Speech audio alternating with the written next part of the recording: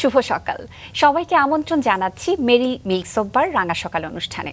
সুন্দর একটি দিনের প্রত্যাশা নিয়ে পুরো অনুষ্ঠানে আপনাদের সাথে থাকছি আমি অর্চি এবং রুম্মান রয়েছে আপনাদের সাথে। দর্শক শুভ সকাল। অর্চি, তোমাকেও শুভ সকাল। কেমন আছো? খুব ভালো আছে, খুব সুন্দর লাগছে তোমাকে। Thank you. এটা কি জামদানি? তো অবশ্য না, এটা হচ্ছে মণিপুরি। ওকে, হ্যাঁ হ্যাঁ, আমি কিন্তু তুমি মণিপুরি। ঠিক ধরেছো, জামদানিও আমার খুব পছন্দের। তুমি আমাকে খুব বেশি দেখেছো জামদানিতেই। কিন্তু আমি মণিপুরি আর জামদানি কিভাবে যেন গুলিয়ে ফেলে, এটা আমার ব্যর্থতা আসলে। তবে এই রংটা আমার খুব প্রিয়। পছন্দ। হ্যাঁ, তো তোমার জামদানি প্রিয়। তোমার মোট কটি জামদানি রয়েছে? আমরা তো শুনি যে নায়িকাদের ঘরে নাকি অনেক জামদানি না, থাকে। তুমি তো উপস্থাপিকা, মডেল। উপস্থাপিকাদের তুলনামূলক একটু কম থাকে, সেই হিসাবে আমার 8-10টা হবে, মায়ের গুলো মিলিয়ে। আচ্ছা, 8-10টা রয়েছে। তবে যেহেতু তুমি জামদানি পছন্দ করো এবং দেশীয় পণ্য পছন্দ করো, তোমার জন্য রয়েছে আজকে একজন বিশেষ অতিথি। আমরা তার কাছ থেকে তার জীবনের গল্প শুনবো এবং দর্শকদের সাথেও তার পরিচয় করিয়ে দেব। নিশ্চয়ই। চলো শুরুতে তার নামটি জানিয়ে দিই। চলো। দর্শক, আজ আমাদের মাঝে রয়েছেন চিত্রশিল্পী এবং গবেষক শাওন আকন্দ। চলুন শুরুতে তাকে স্বাগত জানাই। শুভ শুভ সকাল। সকাল। শুভ সকাল। কেমন আছেন? ভালোই চলছে। আপনি তো অর্চিকেও টেক্কা দিয়েছেন, মানে আপনার শার্টটা আরো বেশি সুন্দর। একদমই তাই, খুবই কালারফুল, খুব সুন্দর লাগছে। এবং এটি আমি নিশ্চিত আপনারই ডিজাইন করা। না, এটি বেসিক্যালি আমার বন্ধুরা করেছে। আচ্ছা আচ্ছা, ওরা আমাকে উপহার দিয়েছিল। আমার যারা সিনেমা পছন্দ করে। হ্যাঁ হ্যাঁ, মানে আমাদের পপুলার কালচার নিয়ে আমরা যারা কাজ করি, তো ওরা জানতো যে আমি সিনেমা ব্যানার বা রিক্সা পেইন্টিং পছন্দ করি। তো জি, আমার জন্মদিনের উপহার ছিল আমার বন্ধুর। বাহ চমৎকার। বিশেষ আপনার একটা জন্মদিন 2 ফেব্রুয়ারি। জি, 2 ফেব্রুয়ারি, রাইট। বাহ, আগাম জন্মদিনের শুভেচ্ছা। তা আমরা একদম জন্ম ছোটবেলায় সেখান থেকে গল্পটা শুরু করি। আপনার বেড়ে ওঠা জন্ম সেটা কোথায়? সেটা কুষ্টিয়ায়। আমার জন্ম এবং বেড়ে ওঠাটা কুষ্টিয়ায়। আমার মানে আমাদের সময় আর কি, যে 70s শেষের দিকে, আমার জন্ম 75-এ। তখন তো কুষ্টিয়াটা মানে নামই শহর, মানে অনেকটাই গ্রামীণ পরিবেশ আমরা পেয়েছি। যেমন বাড়ির পাশেই ধান ক্ষেত, পুকুর, ডোবা, অবারিত মাঠ, এগুলো আমরা দেখেছি। মানে আমাদের বাড়ির পাশে যেটা ছিল, এখন একটা কল্পনাও করা যায় না। মানে এবং আমাদের আরো অনেকের মতো আমাদের আদি বাড়ি হচ্ছে গ্রামে। আমার বাবা বেসিক্যালি চাকরি সূত্রে কলকাতায় থাকতেন। কলকাতাতেই পড়ালেখা করেছেন উনি। কি চাকরি করতেন? সরকারি চাকরি করতেন ব্রিটিশ আমলের। আমাদের পরিবার বেসিক্যালি কৃষক। আদিতে আমরা কৃষক ছিলাম, কিন্তু আমার নানা সেখানে পড়ালেখা করেছিলেন প্রথম। এবং আজ থেকে প্রায় 100 বছর আগে 1924 সালে উনি প্রথম বিভাগে কলকাতা ইউনিভার্সিটির আন্ডারে ম্যাট্রিকুলেশন বলে তখন, যেটাকে আমরা এসএসসি বলি আর কি এখন, সেরকম একটি পাস করেছিল। তো সেই সময় রাল বিবেচনায় সেটা খুব গুরুত্বপূর্ণ ঘটনা ছিল। মানে একটি গ্রামের মুসলিম পরিবারের, কৃষক পরিবারের একটি ছেলে ফার্স্ট ডিভিশনে ম্যাট্রিক পাস করা খুব সহজ বিষয় ছিল না। উনি ছিলেন প্রথম, মানে এডুকেশনের দিকে যান। এবং পরে আমার বাবাও পড়ালেখা করেন রিপন কলেজে কলকাতায়। সো কুষ্টিয়া থেকে তো কলকাতার ডিস্টেন্স খুব কাছে। সো আমরা নদী পার হয়ে দিকে আসতাম না, আমরা ওদিকে যেতাম। মানে সেন্টারটা ছিল কলকাতা। তো কলকাতার সাথে আমাদের যোগাযোগ ছিল। দেশভাগের পর যখন পরিস্থিতি চেঞ্জ হয়ে গেল, তখন ন্যাচারালি, যেহেতু আমাদের আদি বাড়ি যেহেতু কুষ্টিয়ায়, আমার বাবা বা আমার নানারা সব ফিরে আসেন আর কি, যে তারা নিজেদের যে শহরে থাকার চিন্তা করেন। সেই সূত্র ধরে এই কুষ্টিয়া শহরের সাথে আমাদের সম্পর্ক সে দেশভাগের পর আমার বাবার চাকরি সূত্রে। পরে সেখানে আমাদের পরিবার বাড়ি টাড়ি করে ইত্যাদি। এখন আমরা ওখানে স্থায়ী আর কি। আপনার আত্মীয় স্বজন কি তখন সেখানে কলকাতাতেই ছিল নাকি কুষ্টিয়ার আশেপাশেই ছিল? না, আমাদের আদি বাড়ি তো কুষ্টিয়াতেই। ওটা তো পড়ালেখা এবং চাকরি সূত্রে কলকাতায় যাওয়া, এবং কলকাতায় নিশ্চয়ই আত্মীয় স্বজন বন্ধু বান্ধব অনেকই ছিল। আমরা এরকম আত্মীয় স্বজন একজনকে দেখেওছি পরবর্তীকালে, কিন্তু দেশভাগের পর তার যোগাযোগটা ভাবে থাকেনি। আমরা তো মূলত কুষ্টিয়ারই মানুষ। জি। তো ছোটবেলায় নিশ্চয়ই কুষ্টিয়াতে অনেক খেলাধুলা করা হতো। হ্যাঁ, তা তো বটেই। কি খেলতেন? আমাদের তো প্রচুর পাড়া ছিল কুষ্টিয়াতে। মানে পাড়ায় আমাদের অনেকগুলো খেলার মাঠ ছিল। পাড়া তো মাঠ বলে থাকে না, যে বাড়ির সামনে মাঠ, কলেজ মাঠ, স্কুলের মাঠ, ঈদগার মাঠ, তো এগুলো সবই ছিল অবারিত আমাদের জন্য। খেলার মাঠ ছিল প্রচুর। এখন তো খেলার মাঠই খুব কমে গেছে। পাড়ায় একটা খেলার পরিবেশ ছিল, একটা ক্লাব ছিল, চাইলে সেই ক্লাবেও নানা রকম আয়োজন ছিল। এবং এছাড়াও স্থানীয়ভাবে ছোট ছোট থাকে না, পাড়ার কিছু ছেলেরা মিলে একসাথে অনেক ধরনের খেলা খেলতো। একটা খুব ইন্টারেস্টিং ব্যাপার আমার মাঝে মাঝে মনে হয়, কোনো এক সময় লিখবো হয়তো এগুলো নিয়ে। আমরা যেগুলো খেলতাম সেগুলোর বেশ কিছু এখন আর নাই, যেমন কেউ কল্পনাই করতে পারে না।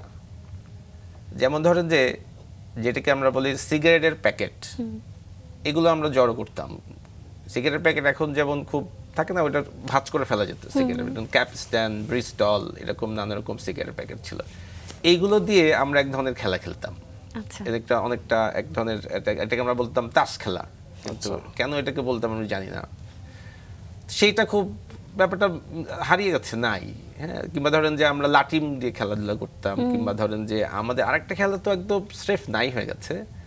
ইউরোপে দেখবেন যে এক ধরনের ডিম দিয়ে খেলার প্রতিযোগিতা হয়, ডিম ভাঙা প্রতিযোগিতা হয় এক ধরনের ইউরোপে, স্পেশালি আপনার রাশিয়ান কান্ট্রিগুলোতে বা পূর্ব ইউরোপে এটা আছে।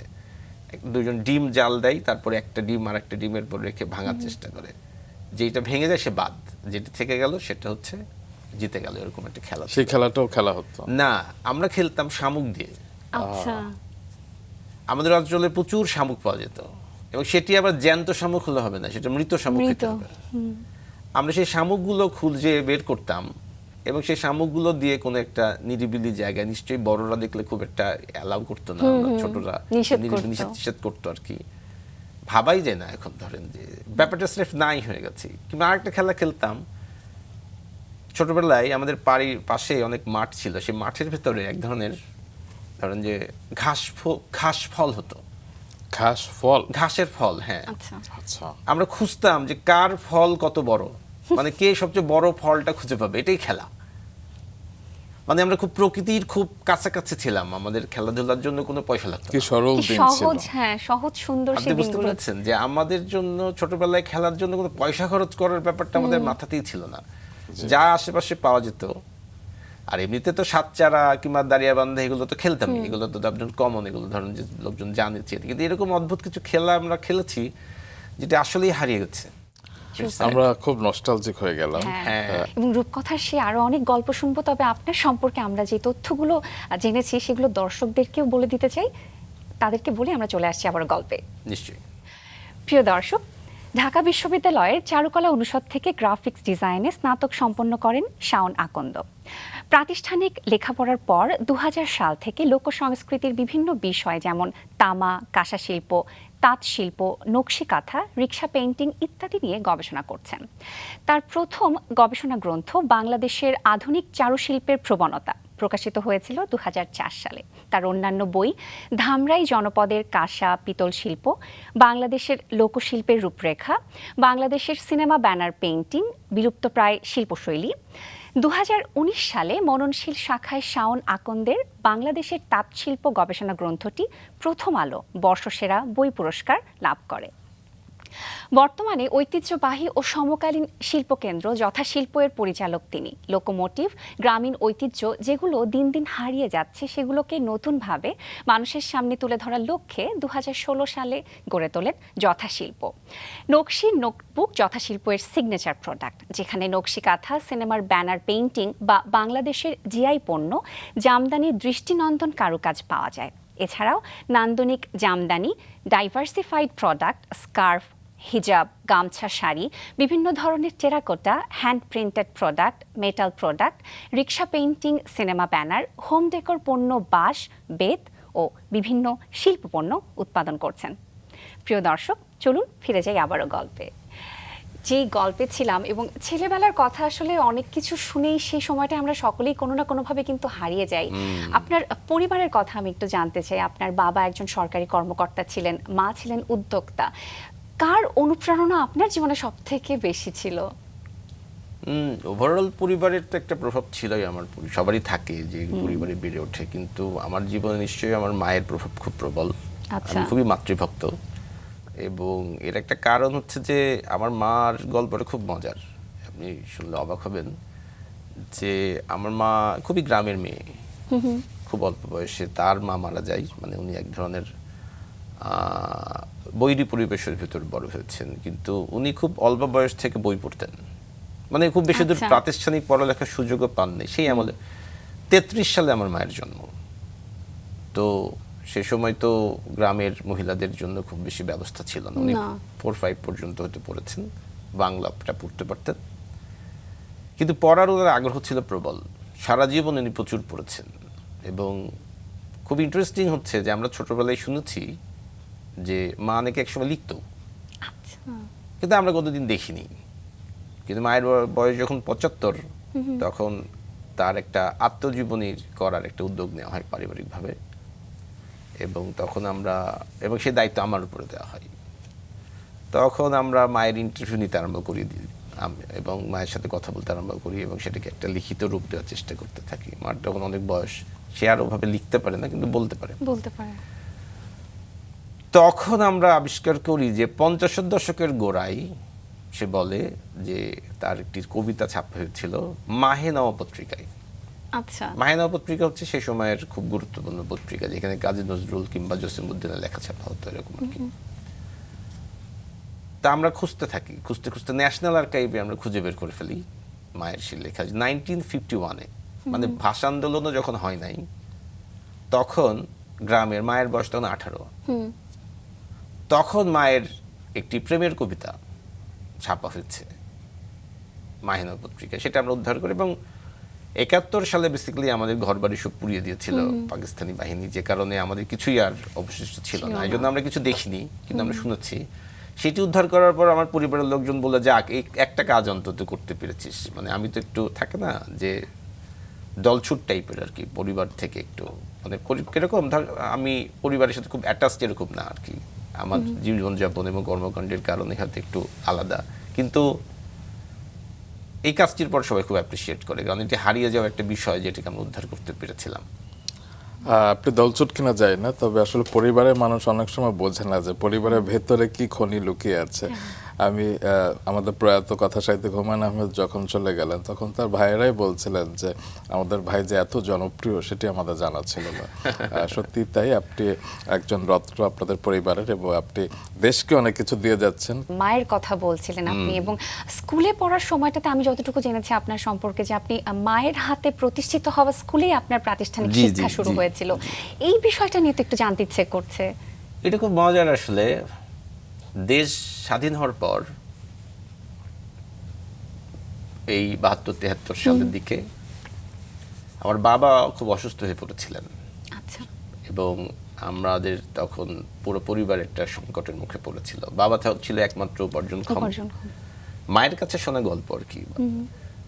তখন মা বের হয়ে পড়ে পরিবার থেকে।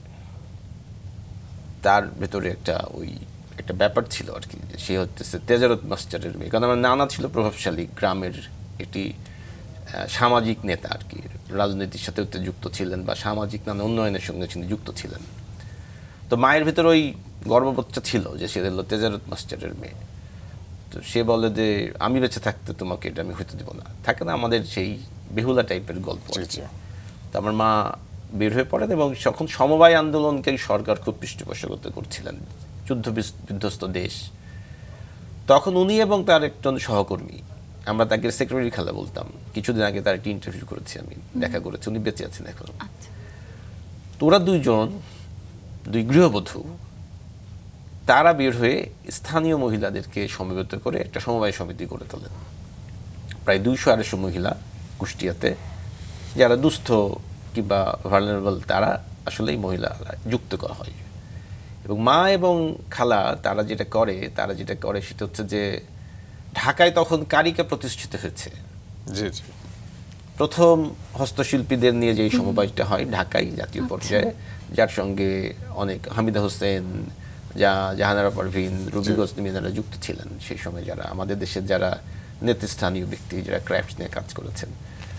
তো আমার মারা ছিলেন সেই সমবায় কারিকার আদি প্রতিষ্ঠাতাদের একজন মেম্বার, যাদেরকে নিয়ে এই সমিতিটি গড়ে উঠেছে।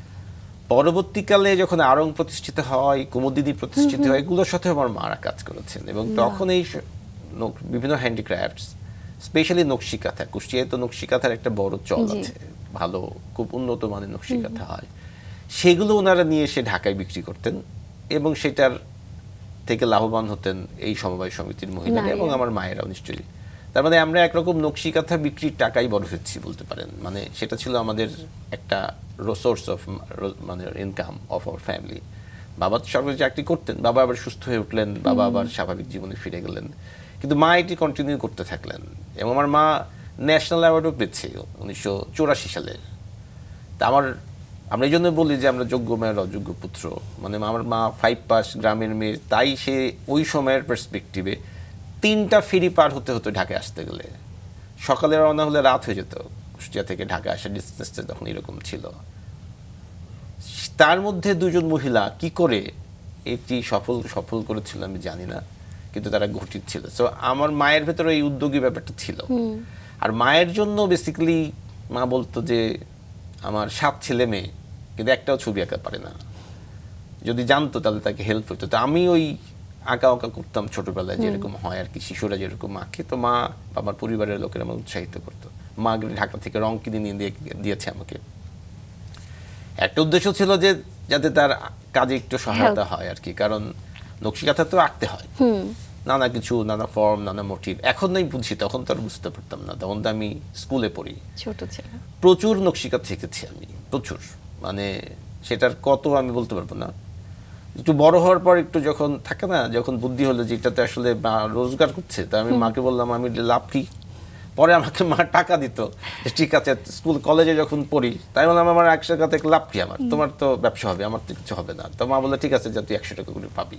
তা আমরা অনেক নকশিকাঁথা দিয়ে, সেটা আমাদের হাত খরচের টাকাটা উঠে যেত আর কি। কিন্তু নকশিকাঁথা আঁকতে আঁকতেই আমরা বড় হয়েছি, এটা আমি বলতেই পারি। আমাদের পরিবারে এই প্র্যাকটিসটা ছিল। আপনি যেটা বলছিলেন যে আপনার 7 ভাই বোন, তার মধ্যে শুধু আপনি ছবি আঁকাতে এসেছেন। হ্যাঁ, আমাদের পরিবারে ঠিক মানে থাকে না, খুব স্ট্রং প্রমিনেন্ট কালচারাল প্র্যাকটিস ছিল এরকম না, যে অনেক নাচ গানে ভরপুর এরকম না, কিন্তু একটা প্র্যাকটিস ছিল আমাদের পরিবারে, সেটা হচ্ছে বই পড়া।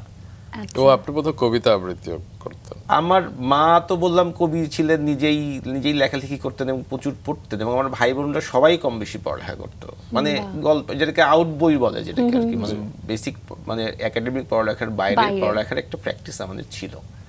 আমার বড় বোন আমাকে হয়তো খুব অল্প বয়সে আমাকে হয়তো দেখা গেল যে বই কিনে দিচ্ছে, কিংবা আবৃত্তি করাচ্ছে হয়তো কাজী নজরুলের কোনো কবিতা, এটা তো আমার মনেই পড়ে। আমার মেজো ভাই আমাকে প্রথম একটি কিশোর থ্রিলার বা একটা কিশোর ক্লাসিক দিয়ে বলছে এটা তুই পড়িস, মার্ক টোয়েনের প্রিন্স এন্ড দ্য পপার, আমি এখনো মনে করতে পারি। তো এই সেবা প্রকাশনীর কিশোর ক্লাসিক তো আমাদের ওয়ার্ল্ড লিটারেচারের সঙ্গে এক ধরনের পরিচয় করিয়ে দিয়েছিল সে সময়। কিশোর ক্লাসিকগুলো যেগুলো আমরা পড়তো অল্প পয়সায়, আমার মেজো ভাই বই কিনতো এবং সেগুলো আমরা সবাই পড়তাম। আমাদের অনেকগুলো লাইব্রেরি ছিল কুষ্টিয়াতে, অন্তত লাইব্রেরিগুলোতে আমাদের কার্ড ছিল, আমরা লাইব্রেরি থেকে বই এনে পড়তাম। আমরা কুষ্টিয়ার এক ধরনের আদিবাসী বলতে পারেন, সেই 48 সাল থেকে যেহেতু আমরা আছি। সো তো এই লাইব্রেরির সঙ্গে একটা কানেকশন আমাদের ছিল। এছাড়াও আমার কাছে পরে মনে হচ্ছে যে আসলে ক্রাফটসের একটা প্রচলন আমাদের ছিল। আমার দাদিকে দেখেছি বসে বসে কাঁথা সেলাই করছে। আমার খালা ছিলেন, আমার যে একমাত্র খালা, যিনি চিটাগাং থাকতেন, উনি বছরে আসতেন। খালা তো শিল্পী ছিলেন, খালাকে নিয়ে পরে তার কাজ তো শেষ পর্যন্ত ঢাকা আর্ট সামিটে দেখানো হয়েছে। কি নাম তার? রাশিদা বেগম। তো খালা যে একজন শিল্পী এটা আমরা বুঝিনি, কারণ আমাদের যে শিল্পী যে প্যারামিটার যেটা ঠিক করে রাখা হয়েছে, সেটাতে এই ধরনের অপ্রাতিষ্ঠানিক শিল্পীদের আমরা পাত্তা দিই না। এটা একটা আমাদের একটা দুর্ভাগ্যজনক ব্যাপার, কিন্তু এটা আমাদের এখানে চর্চাটা আছে, এটা আস্তে আস্তে কাটছে।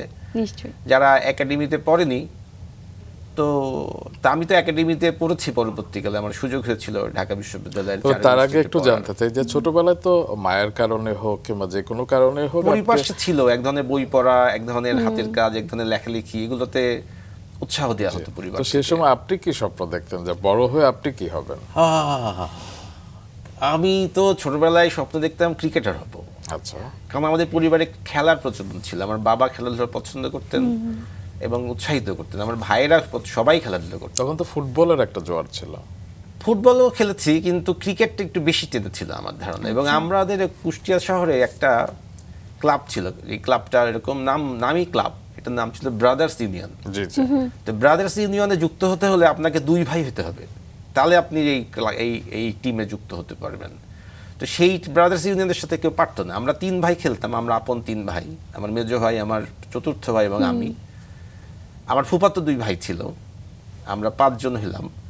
আমাদের পাশের বাসায় থাকতেন যারা আরো 2 ভাই, ওরা আমাদের আত্মীয় দূর সম্পর্কের, কিন্তু আবার পাড়া প্রতিবেশী। ওরা পরে ন্যাশনাল টিমেও খেলছিল, সে পরে কর্নেল ছিল তার নাম। ওরা কর্নেল ভাই এবং বাচ্চু ভাই আমাদের টিমে খেলতো। আরো 3 ভাই আসতো, তারাও আমাদের দুঃসম্পর্কের আত্মীয়, কিন্তু একই শহরে থাকতো। তাদের ভেতরে হলো হাবিবুল বাশার সুমনকে আপনারা চিনবেন, জি, জি। এবং তার আরো 2 ভাই। আচ্ছা, এইরকম আমরা সবাই যদি একসাথে হইতাম তাহলে আমাদের সাথে আর কেউ পারে না। মানে থাকে না, আমাদের একটা সুন্দর স্মৃতি আছে, আমরা অনেক মজার মজার ধরেন যে আমরা একসাথে যাদের খেলেছি তাদের অনেকেই পরবর্তীকালে জাতীয় পর্যায়ে খেলেছে। তার ভিতরে তো হাবিল বাশার সুমনের নাম তো আপনারা জানেনই, এছাড়া অনেকে খেলেছেন বিভিন্ন পর্যায়ে। আমার ইমিডিয়েট বড় ভাই যে উনি ভালো ক্রিকেট খেলতেন, উনিও খেলছেন বিভিন্ন টিমে, ক্লাবে ঢাকায়, এরকম আর কি। কিন্তু আমি বুঝাই ইসলাম অল্প বয়সে, যেটাতে আমি খুব বেশি দূর যেতে পারবো না। হ্যাঁ, আমার যে শরীরের অবস্থা, আমার দুর্বল মানুষদের পক্ষে খেলাধুলা করে খুব বেশি দূর যাওয়াটা খুব কঠিন। আর যে কোনো একদিকে যাওয়া উচিত আসলে, যেমন ইন্টেলেকচুয়ালি বা কালচারাল বিষয় নিয়ে অ্যাক্টিভ হইলে দুটো খুব কনফ্লিক্ট করে।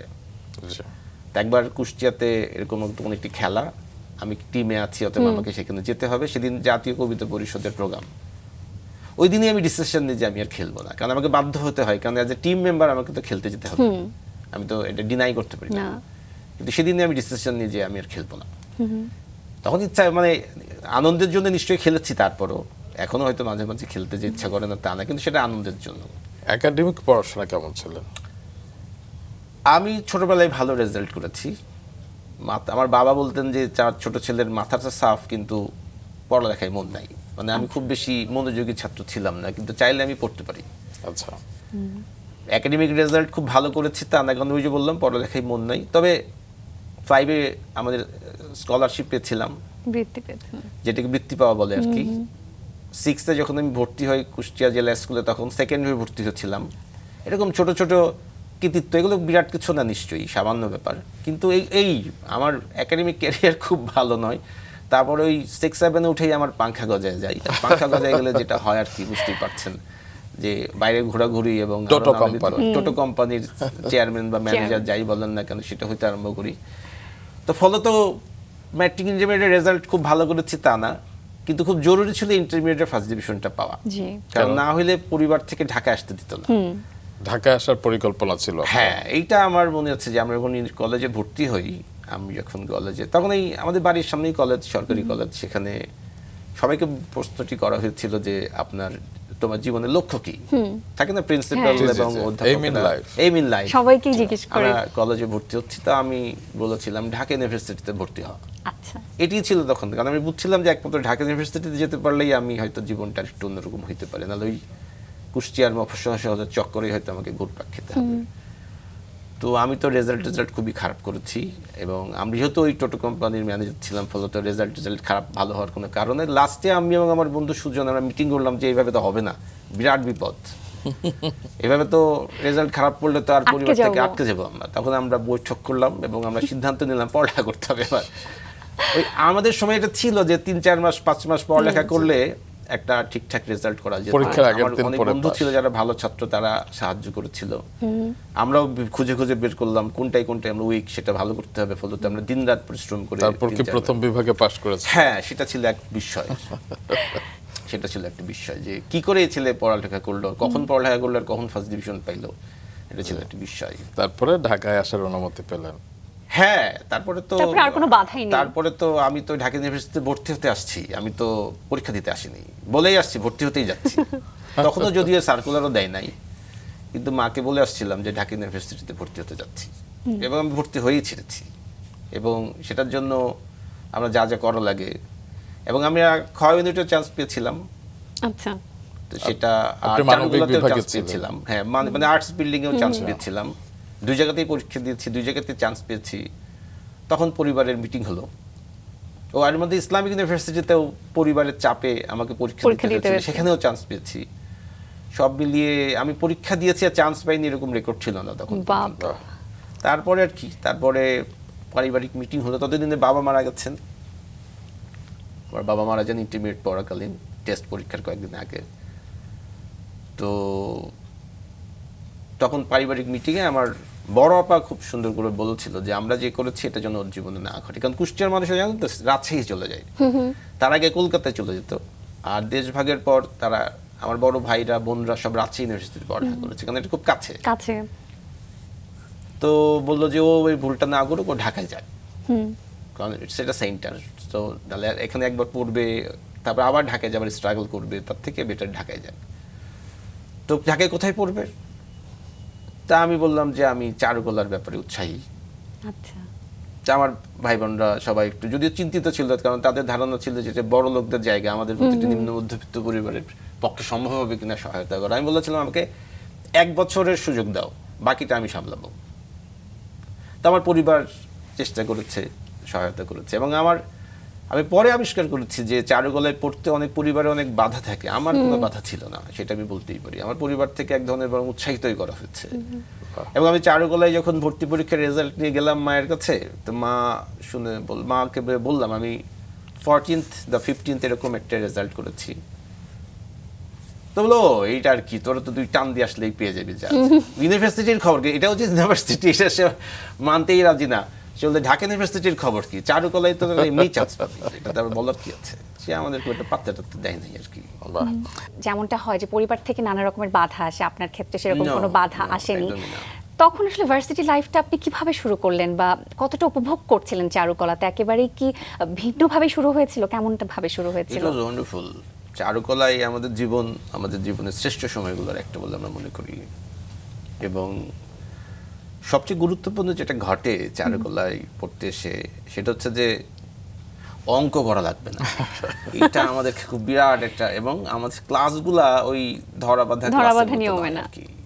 আপনি তো আর্টসে পড়তেন, খুব বেশি অঙ্ক করাও লাগতো না, আমি তো এই জন্য প্রথমেই সায়েন্স ছেড়ে দিচ্ছি। প্রথমেই ডিসিশন নিয়ে নেওয়া। প্রথমেই ধরেন যে আর্টসে চলে গেছি, পরে আমি ফাইন আর্টসে চলে গেছি, মানে আরেকটু, কিন্তু যদিও পরে মনে হয়েছে শেষ পর্যন্ত সবকিছুতেই একটা অঙ্ক থেকেই যায় অন্য কোনো না কোনো প্রক্রিয়ায়।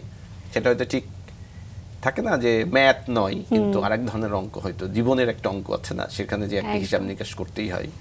বা ছবি আঁকতে গেলেও অনেক রকমের হিসাব নিকাশ আছে আসলে, সেটা পরে বুঝতে পেরেছি। কিন্তু পাশাপাশি আপনি যেহেতু গ্রাফিক্স নিয়ে কাজ করেছেন, হ্যাঁ, সেখানে তো নানা আরো রকমের রেশিও, নানা রকমের হিসাব নিকাশ তো থাকেই, রঙের ব্যাপারের সাথেও। কিন্তু অ্যাটলিস্ট ওটা ওই রকমের অঙ্ক নয় যে পাটিগণিত, ওই পৃষ্ঠার পর না, পৃষ্ঠা। দেখে না যে পিচ্ছিল বাঁচবে বানর। বানরের উপরে এরকম কোনো গল্প নাই। চৌবাচ্চায় একদিক থেকে পানি পড়ে একদিক থেকে চলে যায়, কি হয়, এই রকম জটিলতা নাই। তো আমরা চারুকলায় সবচেয়ে বেশি ছিল স্বাধীনতা।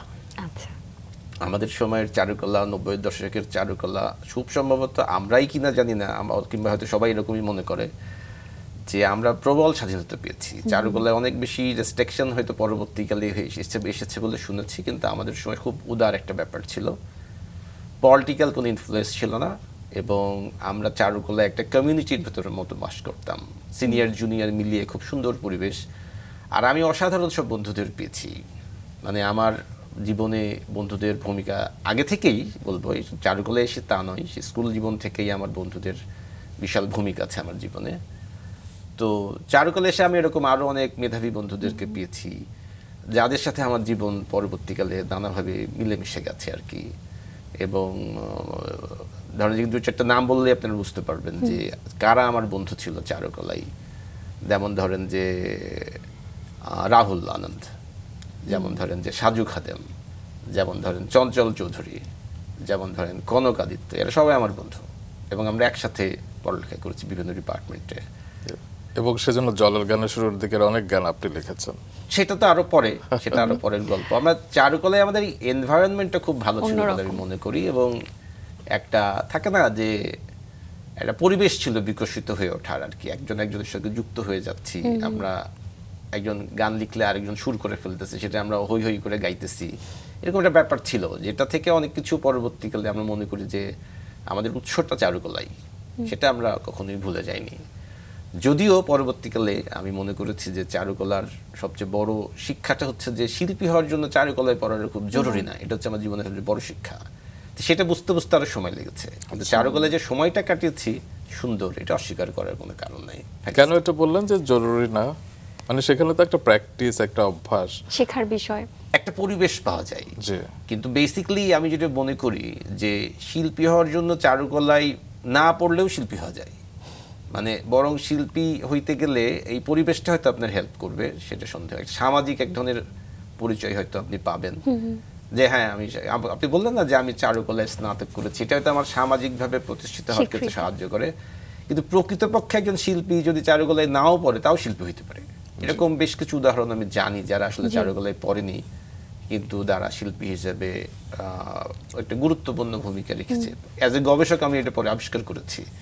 এবং শিল্পী হিসেবে আমার ধারণা যে একজন প্রকৃত শিল্পী জানেন যে প্রতিষ্ঠানে পড়া ভালো, কিন্তু প্রতিষ্ঠানে না পড়লেও শিল্পী হওয়া সম্ভব। তা তো সম্ভবই, বাট পড়লে হয়তো অনেক প্র্যাকটিসের মধ্যে থাকা যায়, অনেক শিক্ষাগুরুদের সান্নিধ্যে আসা যায়, এক্সিবিশন হয় কিংবা আর অনেক ধরনের তো মানে একটা পিয়ার গ্রুপ পাওয়া যায়, যেটা আমি বললাম, একটা এনভায়রনমেন্ট পাওয়া যায়, অনেক কিছু এক্সেস পাওয়া যায়, সেটা হলো চারুকলার প্রাতিষ্ঠানিক শিক্ষার সুফল। শিক্ষক হিসেবে কাদের পেয়েছিলেন? অনেক ভালো ভালো শিক্ষকদের পেয়েছি আমরা, যেমন কায়েম চৌধুরী আমার সরাসরি শিক্ষক, আমরা শিশির ভট্টাচার্য ছিলেন আমাদের ফার্স্ট ইয়ার সেকেন্ড ইয়ারে সরাসরি শিক্ষক। এছাড়াও আমরা ধরেন যে ইনস্টিটিউটে তখন রফিকুন নবী স্যার, হাশিম স্যার, এরা সবাই আমাদের শিক্ষক ছিলেন।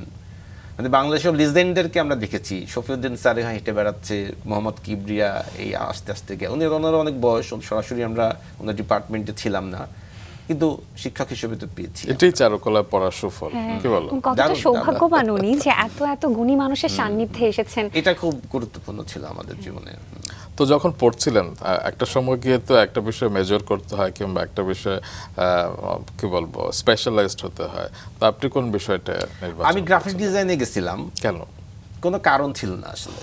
আমি যেহেতু ভালো রেজাল্ট করেছিলাম অ্যাডমিশন টেস্টে, আমার পক্ষে সুযোগ ছিল অন্য ডিপার্টমেন্ট। এখন এই যে এক ধরনের চারুকলাই না, এক ধরনের হায়ারার্কি আছে। হায়ারার্কি মানে একটু উচ্চবর্ণ নিম্নবর্ণ টাইপের ব্যাপার আছে। এটা ঠিক সরাসরি বলা যায় না, কিন্তু এটা আছে। এটা যারা ভেতরের মানুষ দৃশ্যমান থাকে কোনো না কোনো ভাবে।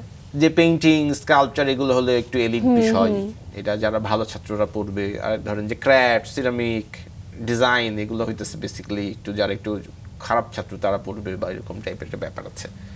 তা আমি পেইন্টিং পেতে পারতাম, কিন্তু আমাদের সময় হাশেম স্যার এবং আরো অনেকে বললো যে না না এই ডিপার্টমেন্টগুলোতেও ভালো ছাত্রদের যাওয়া দরকার আছে বলে আমাদের বেশ কয়েকজনকে, আমি রাহুল টাহুল যারা আমরা প্রথম দিকে ছিলাম, কিন্তু আমাদেরকে ডিজাইনে পাঠিয়ে দেয় আর বলে যে তোমরা এখানে থাকলেও তো পেইন্টিং করতে পারবা।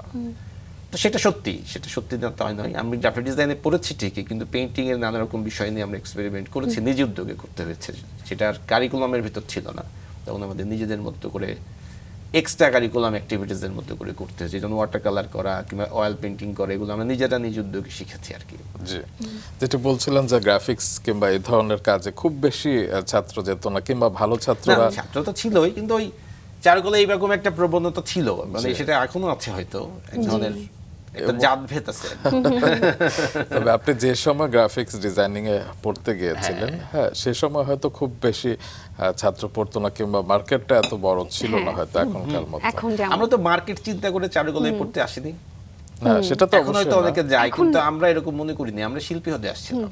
সেটা তো এবং অবশ্যই। সেটাই ছিল আমার মতো আরো অনেক মানুষের, আমার সাথে প্রায় 80টা ছেলে মেয়ে ভর্তি হয়েছিল, আমরা সবাই শিল্পী হতে এসেছিলাম। জি, সেটা তো অবশ্যই। তবে পাশ করবার পর মানে মার্কেটটা কিভাবে দেখেছেন কিংবা কাজের আমাদের ক্ষেত্রে? চারুকলার শিক্ষার একটা খুব মানে সমালোচনাই করতে হয় একটু, সেটা হচ্ছে যে আমাদের একদমই এগুলো শেখায় নাই। আমাদেরকে চারুকলায় যেটা শেখানো হয় সেটা হচ্ছে যে তুমি তোমার মতো করে ছবি আঁকবা, কোনো একদিন অত্যন্ত বড় লোক বিদেশি কেউ একজন আসবে এবং তোমার ছবি অনেক টাকা দিয়ে কিনে নিয়ে যাবে। এই মার্কেটিং এন্ড বিপণনের যে একটা গল্প আছে, এটা একটা যে আমরা যে আর্ট পেইন্টিং করি, এটা বা যে কোনো প্রোডাক্ট যে আসলে বানাই, এটা যে একটা প্রোডাক্ট, এটা যে একটা বাজার ও বিপণনের ব্যাপার আছে, এই বিষয়ে চারুকলার এডুকেশন প্রসেসের ভিতর তেমন কিছু নাই। এখন হয়তো কিছু ডেভেলপ করার চেষ্টা করছে এখনকার শিক্ষকেরা, যে আলটিমেটলি তো তাদের কি করে নিজেকে প্রেজেন্ট করতে হবে, কি করে কিউরেটরদের সাথে যোগাযোগ বা গ্যালারির সাথে যোগাযোগ করতে হবে, কি করে নিজের জিনিসটাকে বিক্রি করা যায়, কিংবা কি করে তার স্কিলটাকে বিভিন্ন ইন্ডাস্ট্রিতে কাজে লাগানো যায়, সেটা হতে পারে অ্যাড এজেন্সিতে, সেটা হতে পারে টেক্সটাইল এজেন্সিতে, টেক্সটাইল ইন্ডাস্ট্রিতে, কিংবা সিরামিক ইন্ডাস্ট্রিতে, বিভিন্ন সেক্টরে শিল্পীরা রোল প্লে করে। তো সেটার ব্যাপারে হয়তো এখন কিছুটা হয়তো চেষ্টা হচ্ছে, কিন্তু আমরা যখন ছিলাম তখন এরকম কোনো উদ্যোগ ছিল না। এক্ষেত্রে আপনি কি মনে করেন, মানে শিল্প আর বাণিজ্য তো অঙ্গাঙ্গিভাবে জড়িত, ডেফিনেটলি, কিন্তু অনেকে সেই বিষয়টি হয়তো অস্বীকার করছে। শিল্পকে চারুকলার জগতে ধরেন যে মানে ইনস্টিটিউটের জগতে ধরেন যে এক ধরনের অবজ্ঞাই করা হয় বা এক ধরনের শত্রু মনে করা হয়। বাণিজ্য ব্যবসা করে, এটা তো বাঙালিদের ভেতরে মনে করা হয় যে খুব খারাপ কাজ করে ফেললো একটা আর কি। আর শিল্পী যদি ব্যবসা করে তাহলে তা বিরাট সর্বনাশ। কিন্তু বিশ্বখ্যাত অনেক শিল্পী, অনেক পেইন্টার, অনেক আর্টিস্টই তো আসলে এই বিষয়গুলো আরো মাথা নিত, তারা সমাজদার ছিলেন। অবশ্যই অবশ্যই পেইন্টিংও তো একটা প্রোডাক্ট আসলে শেষ পর্যন্ত। এটা তো অবশ্যই। আলটিমেটলি যদি আমরা মনে করি যে ধরেন যে শুধু বড় লোকদের ড্রয়িং রুমে শোভাবৃদ্ধি করবে কিংবা মিউজিয়ামে এক্সিবিটেড হবে, তাহলে তো খুব লিমিটেড হয়ে যায় জিনিসটা। এবং এই বিষয়টা নিয়ে আমি একটু জানতে চাচ্ছিলাম যে জি, আপনি please. যখন আসলে ভার্সিটিতে পড়ালেখা করেছেন জি। চারুকলাতে, তখন তো জীবনটা অনেক রঙিন ছিল, সবকিছু ভালো লেগেছে, অনেক স্বাধীনতা ছিল, কিন্তু পাশ করার পরবর্তী সময় আসলে জীবনকে আপনি তখন কিভাবে দেখলেন? তখন বাস্তবতার কোনো দিক কি আপনার কাছে কখনো মনে হয়েছে যে এখন জীবনটা কোন দিকে আমি নিতে পারি, কি করতে পারি? ওই ডিসিশনগুলো কি তখন নিয়েছিলেন? আমাদের পরীক্ষার পরপরই আমি এবং আমার বন্ধুরা মিলে একটা উদ্যোগ নিয়েছিলাম। আমি এবং আমার বন্ধু সুজন বেসিক্যালি আইটি সেক্টরের মানুষ। আচ্ছা। ও আমার সাথে চারুকলায় চান্স পেয়েছিল, কিন্তু পড়ে নাই। তারপরে ও পাবলিক অ্যাডমিনিস্ট্রেশনে পড়েছিল। আমরা খুবই হরিহর আত্মা সেই 84 সাল থেকে, মানিক জোট টাইপের আর কি আমরা। তো বললো যে চল আমরা একটা কাজ করি। কি কাজ? তুই দেখ, আমরা তো আমাদের ভিজুয়াল আর্ট নিয়ে কোনো আর্কাইভ ছিল না বা কোনো জানার কোনো পদ্ধতি ছিল না। 99 সালের কথা বলছি আমি। তা আমরা বুদ্ধি করি যে আমরা একটা সিডি ফরম্যাটের একটা ট্রান্সফার করা যায় কিনা। আচ্ছা। একটা মাল্টিমিডিয়া সিডি করব, তাতে সব আর্টিস্টদের প্রোফাইল থাকবে, তাদের কাজ থাকবে, বা একটা বড় বড় biography একটা যেভাবে বায়োগ্রাফি, হয়। মানে জানার একটা সুযোগ তৈরি করা হবে। আমরা ভাবলাম যে এটা একটা হতে পারে যে আমরা বাংলাদেশের আর্টের বিষয়গুলোকে মানুষের মধ্যে ছড়িয়ে দিব। তো প্রিন্টিং তো অনেক এক্সপেন্সিভ মিডিয়াম, তো আমরা বললাম প্রিন্টিং না করে এটা একটা সফটওয়্যারের মাধ্যমে যদি একটা মাল্টিমিডিয়া সিডি ফরম্যাটে নিয়ে যাওয়া যায়, খুব মজা হতে পারে। সেই জয়নুল আবেদিন থেকে শুরু করে একদম কন্টেম্পোরারি সময় পর্যন্ত।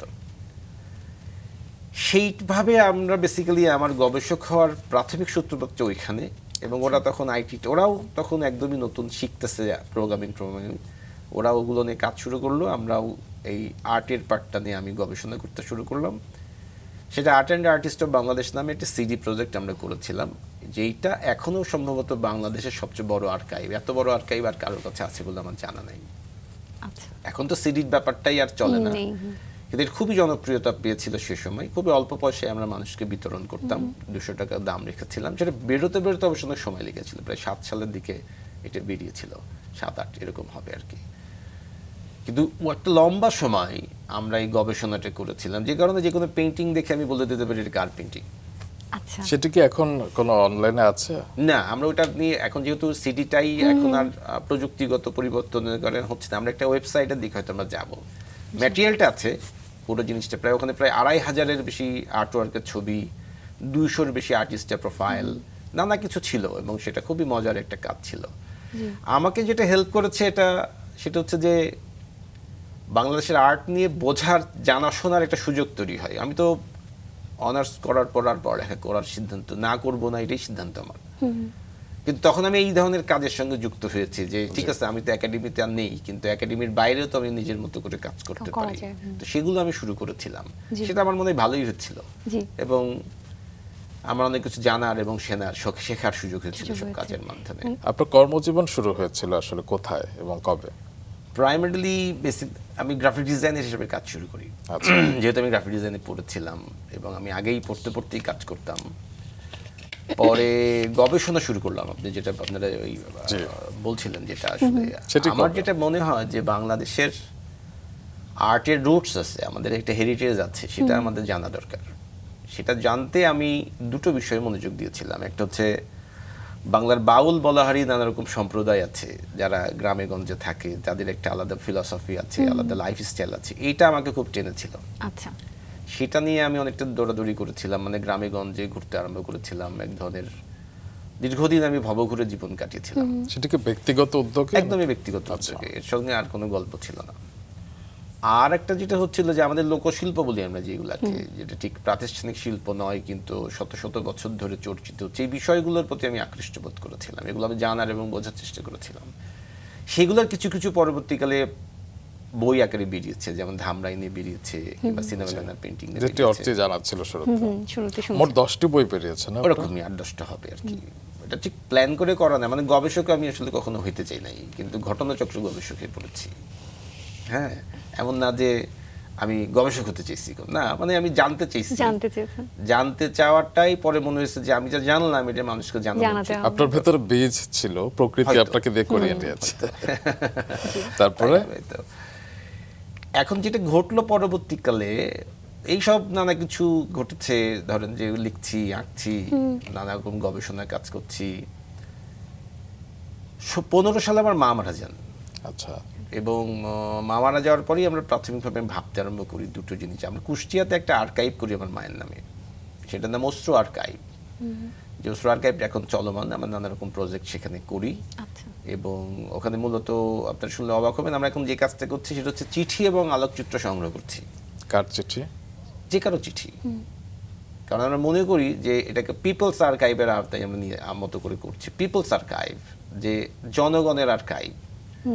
ধরেন যে আপনার বাবার লেখা কোনো চিঠি, কিংবা আপনার কাছে লেখা আপনার কোনো প্রেমিকার চিঠি, যেটা আপনি এখন রাখতে চাচ্ছেন না আর, হ্যাঁ, পরিস্থিতিগত কারণে, কিংবা হয়তো সেটা সে এখন আপনার গৃহিণী, কোনো সমস্যা নেই, সেই চিঠির একটা ভ্যালু আছে। আর চিঠি ব্যাপারটাই তো এখন নাই হয়ে যাচ্ছে। জি। তো যে কারণে আমরা ওই হাতে লেখা চিঠিকে খুব প্রায়োরিটি দিচ্ছি, এগুলো আমরা একটা আর্কাইভ করার চেষ্টা মোট করছি। কটি চিঠি রয়েছে এখন পর্যন্ত? এটা হচ্ছে, এবং এটা অনেক হবে বলে আমার ধারণা। আমরা কাজ শুরু করেছি এবং আমরা অলরেডি হয়তো কয়েকশো চিঠি তো পেয়েই গেছি, এবং এটা আমার ধারণা আরো ক্রমশ এগুলো হাজার সংগ্রহ হাজার। করেছেন কিভাবে? এটা মানুষজনের কাছ থেকে, আমাদের ভলেন্টিয়ার টিম আছে, কুষ্টিয়াতে একটা টিম কাজ করে। এই যে আজকের পর আরো অনেক চিঠি আরো চলে অনেকেই আসবে। জেনে নিশ্চয়ই যাবে। আমার ধারণা সেটা হবে। আর আলোকচিত্রী মানে এটা কোন ধরনের ধরেন আলোকচিত্র? প্রত্যেকটা ফ্যামিলিতে দেখবেন যে এরকম থাকে, যে ফ্যামিলি ফটোগ্রাফসের ভিতরে অনেক কিছু লুকায় থাকে, যেটা ঠিক গবেষকদের, আমি এজ এ রিসার্চার যেটা বুঝি, যে গবেষকদের আওতার মধ্যে থাকে না। জি। এগুলোকে আমরা এক জায়গায় প্রিজার্ভ করছি, যেটা গবেষকদের জন্য আমরা অ্যাভেলেবেল করবো। এটা দিয়ে আমরা পাবলিকেশন করব, হয়তো এটা দিয়ে আমরা এক্সিবিশন করব। ওইগুলোকে আমরা, কারণ প্রত্যেকটা মানুষের আসলে ইতিহাস, আমি আপনি আমরা সবাই ইতিহাসের অংশ। এই বোধটাকে আমি মানুষের ভিতরে তৈরি করতে চাচ্ছি। তার জন্য দুটো বিষয় যেটা সবারই থাকে, চিঠি এবং ফটোগ্রাফস, সে দুটোকে আমরা মেজর ধরে এগোচ্ছি আর কি। তবে এটার জন্য তো অনেক সময় দিতে হয়। হ্যাঁ। মূলত আপনি তো একজন গ্রাফিক্স ডিজাইনার। না, আমি গ্রাফিক ডিজাইনের কাজটা অনেক আগেই ছেড়ে দিচ্ছি। আমি অনেক, মানে আমি মাঝে মাঝে কাজ করি হয়তো এখনো। আমি পরে 2016 সালে যথাশিল্প তৈরি করি। যথাশিল্পটা একটা আর্ট ইনস্টিটিউটের মতো আর কি, এক ধরনের আর্ট সেন্টারের মতো আমরা বলি, যেটা আমরা যে এই যে বিভিন্ন রুটসের মানুষদের সাথে আমার যে যোগাযোগগুলো ঘটেছিল, যারা তাঁতের কাজ করে, কিংবা শোলার কাজ করে, কিংবা কামার কুমার, এদের জন্য আমি কিছু করতে চেয়েছিলাম। আচ্ছা, সেইটার উদ্যোগটা হচ্ছে যথাশিল্প। আমি দেখতে পেয়েছিলাম যে শহরে একটা মার্কেট আছে, কিন্তু এই গ্রামের মানুষটা সেটা জানে না। শহরের মানুষটা খুঁজতেছে, কিন্তু ও জানে না যে কে বানায়, বা ঠিক তার মতো উপযোগী করে জিনিসটা বানানো হচ্ছে না। আমরা মাঝখানে একটা ডিজাইন সেন্টারের মতো কাজ করি, এবং আমরা একটা ডিস্ট্রিবিউশনের সাপোর্ট করি। যেমন ধরেন আমি নকশি নোটবুকের কথা বললাম, যেটা আমরা তৈরি করেছি, যেটা আমাদের সিগনেচার প্রোডাক্ট। এটা তো নোটবুকটাও ছিল, নকশিটাও ছিল, কিন্তু কেউ ভাবেনি যে নকশিটাকে এইভাবে করা যেতে পারে। জামদানি তো ছিল, শত শত বছরের জামদানিটা, কিন্তু এটা দিয়ে কি করে যে একটি নোটবুক করা যায় এবং কিভাবে করা যায়, সেটা নিয়ে কেউ কোনোভাবে ভাবেনি আসলে। আমরা এগুলোকে ইনক্লুড করেছি, এবং এভাবে জামদানি শিল্পীকে দিয়েই জামদানির কাজটা করাই। বাইন্ডাররা বাইন্ডিংয়ের কাজ করে, এবং একটা ক্রেতা বা আরবান কনজিউমার আসলে একটা ভালো মানসম্পন্ন হেরিটেজ প্রোডাক্ট পায়, যেটা তার জীবনের সাথে যায়। এটা কোথায় পাওয়া যায়? ঢাকা? এটা অনেক জায়গায় পাওয়া যায়। ঢাকার অনেকগুলো সেন্টারে আছে আমাদের, যেসব, যেমন এর মধ্যে যেমন যাত্রা, কেকরায়াট, বিশ্বরং, এগুলো অনেকগুলো সেন্টার আছে। এয়ারপোর্টেও পাওয়া যায় আমাদের প্রোডাক্ট। এগুলো দেশের বাইরেও যাচ্ছে এখন, আপনারা শুনলে খুশি হবেন যে যেমন পাশের দেশ ভারত, কিংবা ধরেন যে ইউরোপে, আমেরিকায়, ইভেন আমরা মরিসাসেও পাঠিয়েছি আমাদের নোটবুক। মানে আমাদের গ্রামের মহিলারা যা বানাচ্ছে সেটা আমরা মরিসাস পর্যন্ত পাঠিয়েছি। নিউ ইয়র্কে এটা বিক্রি হয় অনেকে সুভেনির হিসেবে রাখে। সুভেনির হিসেবে, হিসেবেই, মূলত এটা হ্যাঁ। এক ধরনের সুভেনির আইটেম, গিফট আইটেম, উপহার হিসেবে, দেশের সংস্কৃতির একটা অংশ হিসেবে। চাইনায় যায় প্রচুর প্রোডাক্ট আমাদের, শুধু চাইনিজরা দেশে ফেরার সময় এগুলো কিনে নিয়ে যায়। এবং আমি আসলে আরেকটি বিষয় নিয়ে জানতে চাচ্ছি, এবং আমারও খুব জানতে ইচ্ছে করছে, যে সিনেমার প্রচারণার জন্য তো আসলে অনেক কিছুই করা হয়, যুগে যুগে সময়টা বদলেছে, ধরনটাও বদলেছে, কিন্তু সিনেমার ব্যানার নিয়ে আপনি অনেক কাজ করেছেন, সেগুলো নিয়ে একটু জানতে চাচ্ছি। আসলে শুরুটা কি করে হয়েছিল, বা সেই দিকটাতে আপনার ভালো লাগা কি করে তৈরি হলো? 2005 সালের দিকে এশিয়াটিক সোসাইটি একটা সার্ভে করেছিল, কালচারাল সার্ভে অফ বাংলাদেশ বলে। তখন ওখানকার যে এডিটর ছিলেন, উনি আমার পরিচিত, উনি আমাকে বলেছিলেন যে তুমি আমাকে একটা লিস্ট দাও যে কি কি বিষয়ে লেখা হতে পারে। আচ্ছা, তা আমি একটা লিস্ট দিয়েছি। এরপর উনি আমাকে জোর করে সিনেমা ব্যানারের প্রসঙ্গটা আমাকেই ধরিয়ে দিয়ে বললো, এটা তুমি কাজ করো। আমি তো কিছু জানি না, তো মূলত এশিয়াটিক সোসাইটির জন্য আমরা একটা প্রাথমিকভাবে একটা কাজ করি, কিন্তু ওখানে ওরকম সুযোগ ছিল না, ছোট একটা লেখা দিই। তো ওটার এডিটার যে পরবর্তীকালে লালরুখ সেলিম আমাদের শিক্ষক ছিলেন চারুকলার, উনি আমাকে বলেছিলেন শাওন এটাতে পারলে ভবিষ্যতে আরও কাজ করো। পরে ফিল্ম আর্কাইভ আমাকে একটা ফেলোশিপ দেয়, রিসার্চ ফেলোশিপ, তখন আমি এটা নিয়ে আরও ডিটেলে কাজ করি এবং একটি বই আকারে বেরোয়। আমার কাছে যেটা মনে হয় যে একাডেমির বাইরে যে আর্ট চর্চা হয়, আমি যে জন্য বললাম না যে একাডেমির তো আমি জানি, একাডেমিতে তো আমি 7 বছর দেখেছি কি হয়, কিন্তু একাডেমির বাইরে কি হয় এটা জানার চেষ্টার একটা অংশ ছিল এবং আমি অনেক কিছু শিখেছি এবং জেনেছি। হ্যাঁ, এটা সত্যি। আমি জামদানি তাঁতিদের কাছে শিখেছি, আমি সিনেমা ব্যানার পেইন্টারদের কাছে শিখেছি এবং আমি বুঝতে পেরেছি যে একাডেমির বাইরেও অনেক কিছু আছে যেটা আসলে একজন শিল্পীর এক্সপ্লোর করা উচিত, অন্তত আমি তো তাই মনে করি। ও আপনার 3টি একক প্রদর্শনী হয়েছিল চিত্রশিল্পী হিসেবে। প্রথমটি কবে হয়েছিল? প্রথমটি বোধহয় 7 সালে। আচ্ছা, 7 সালে। আর শেষ? আর শেষটি হচ্ছে 16 সালে। আচ্ছা, তখন কি বিষয় নিয়ে কাজ করেছিলেন আপনি? প্রথম দিকে তো কাজ করেছিলাম একটু পলিটিক্যাল ইস্যুস ছিল, তার নাম ছিল হোয়াট ইজ রিয়েলিটি। আচ্ছা, আমার ধারণা ছিল যে যা দেখানো হচ্ছে সেটা আসলে রিয়েলিটি কিনা, এটা নিয়ে আমি প্রশ্ন করেছিলাম। সেকেন্ড শোটা করেছিলাম দিল্লিতে, সেটা ছিল পার্টিশন নিয়ে, যেহেতু দিল্লিতে যে একটা অদ্ভুত একটা অভিজ্ঞতা হয়, তখন প্যারাডক্স অফ পার্টিশন নাম দিয়ে আমি একটা ছোট করে একটা শো করেছিলাম। আর থার্ড শোটা করেছিলাম to see or not to see, দেখা না দেখার গল্প, যে আমরা কি দেখি এবং কি দেখি না এটা আসলে অনেকটাই নির্ভর করে যে আমরা কি দেখতে চাই এবং কি দেখতে চাই না তার উপরে। তো সেইটাকে কেন্দ্র করে কি করে আমাদের একদিকে কর্পোরেট কালচার, একদিকে আমাদের বাউল বলাহিদের কালচার কি করে এক্সিস্ট করে এবং কোথায় তাদের রিলেশন এবং কোথায় তাদের সম্পর্কের জটিলতা, এইগুলো নিয়ে আর কি কিছু কাজ করেছিলাম। আমার লাস্ট যে আমি কাজটা করেছি যে সেটা সলো শো নয়, কিন্তু একটা গুরুত্বপূর্ণ আমার লাস্ট কাজটা ছিল ঢাকা আর্ট সামিটে 23-তে। সেখানে আমি একদম সম্পূর্ণ নতুন ধরনের কাজ করেছি। সেখানে আমি যেটা করেছি সেটা হচ্ছে যে আমার পেইন্টিংয়ের যে আমি প্রচুর কচ্ছপ আঁকি। আচ্ছা, আমার কাজের ভেতরে প্রচুর টার্টেল আছে, এই টার্টেলগুলোকে আমি জামদানিতে এবং হ্যান্ড এমব্রয়ডারিতে ট্রান্সফার করছিলাম। আচ্ছা, এবং একটা নতুন ধরনের ইনস্টলেশন করেছিলাম সাথে বাম্বু ক্রাফট দিয়ে। That was wonderful. এবং আমার মনে হলো যে আমি দীর্ঘদিন পর একাডেমির ঘেরাটোপ থেকে বেরোতে পারলাম। আমি এমন কিছু বিষয় নিয়ে কাজ করলাম যেটা আমি একাডেমিতে শিখিনি। এই হ্যান্ড এমব্রয়ডারি, জামদানি, এগুলো সবই আমাদের ট্র্যাডিশনের সাথে সম্পর্কযুক্ত, কিন্তু যে আর্টওয়ার্কটা আমি বানাইলাম সেটা একদম contemporary. That was wonderful experience. তো এক জীবনে অনেক কাজ করে ফেলেছেন, অনেক প্রদর্শনী হয়েছে। তো সামনের দিনগুলো নিয়ে আপনার কি পরিকল্পনা আছে? আমার সামনে একটা সলো শো হওয়ার কথা, সেটা দেশের বাইরে হবে এটা। আর আমার দেশের বাইরে এটা এখন ফিক্সড হয় না, এই জন্য বলতে চাচ্ছি না। সেটা হয়তো পাশের দেশে হতে পারে, কিংবা হয়তো মিডল ইস্ট, কিংবা হয়তো ইউরোপে, সেটা এখন ফিক্সড। একটা ট্যুর হবে যেরকম। আচ্ছা, আমি কাজ করছি এখন এই জামদানি, এমব্রয়ডারি এগুলো নিয়ে, এবং সেটা আমার একটা স্টুডিও আছে, সেখানে কাজ করি। প্যারালালি আমি যথাশিল্পের জন্য কাজ করি, কারণ ওখানে আমাদের একটা অফিস আছে, সেখানে স্টুডিওতে আমাদের নানা রকম কাজ করতে হয়। নতুন নতুন প্রোডাক্ট বানানো আমরা ভাবি, এবং কি করে সেটা দেশে এবং দেশের বাইরে আরও কি করে বিস্তৃত করা যায় এর বাণিজ্য, সেটা নিয়ে আমরা ভাবি। কুষ্টিয়াতে আর্কাইভ আছে, কুষ্টিয়ার আর্কাইভটা নিয়ে আমরা এই নতুন চিঠি এবং আলোকচিত্র প্রকল্প নিয়ে আমরা কাজ করছি, এবং কি করে এটাকে আরো ইন্টারেস্টিং করে তোলা যায় সেটা নিয়ে আমরা ভাবছি। আর এই তো, আর প্যারালালি এখন আমরা রিসেন্টলি আমি একটা কাজ করব, আমার কাজ প্রায় গুছিয়ে এসেছে, একটা রিসার্চের কাজ করলাম, সেটা হচ্ছে ঢাকার চারুকলার বিকল্প ইতিহাস। আচ্ছা, অপ্রাতিষ্ঠানিক শিল্পীর সন্ধানে, এরকম একটি ফেলোশিপ আমাকে দিয়েছিল বেঙ্গল থেকে, গণেশ হালুই বেঙ্গল রিসার্চ গ্রান্ট বলে এটাকে। আচ্ছা, তো সেটি শেষ করেছি, ওটার হয়তো একটা প্রেজেন্টেশন দিতে হবে এই মাসের শেষের দিকে, ওটা হয়তো একটা বই হতে পারে আর কি। চমৎকার। এবং আপনার বাড়িতেও একজন শিল্পী রয়েছে, তিনি আপনার কাজকে কিভাবে দেখেন? ও তো ন্যাচারালি মানে আমার সঙ্গে সম্পর্কটার শুরুটাই হয়েছে এইটা জেনে, যে দুটি বিষয়, যে একটা হচ্ছে যে আমি একজন শিল্পী প্রাইমারিলি, আর দ্বিতীয়ত হচ্ছে যখন ও শুনছে যে আমি নাকি জলের গান বলে যেই ব্র্যান্ডটা আছে তার গান গুলোর বেশ কিছু আমার লেখা, বিশেষ করে ওই এমন যদি হতো, এই গানটা খুবই পছন্দ ছিল।